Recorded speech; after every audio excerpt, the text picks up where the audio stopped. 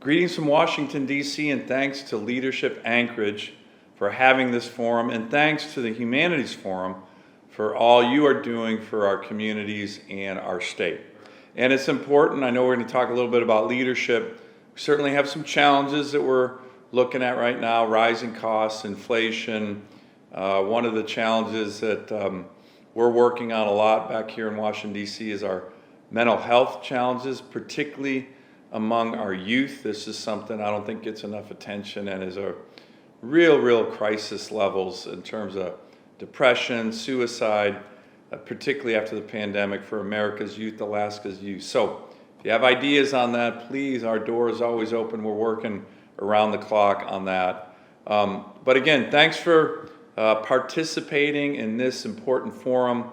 You know, there's a lot of books and kind of cottage industry about leadership. I think everybody has their own leadership styles. You know, the true leaders that I've had the privilege of serving under and learning from are people who lift up others. I think that is a critical part. You can be a tough boss, but you got to be lifting up others as part of your leadership philosophy, leadership style.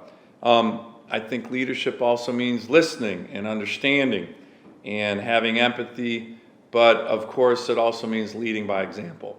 You know, in the Marine Corps, we have an ethos of shared sacrifice, and this kind of phrase that you may have heard, it's in some leadership books: officers in the Corps eat last.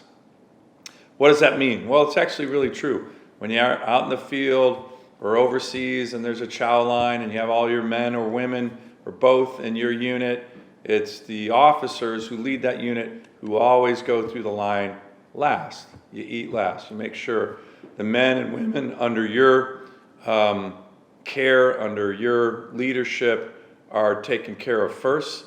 And I think that that's another quality that is really important in terms of leaders and leadership philosophy. So again, I want to thank everybody.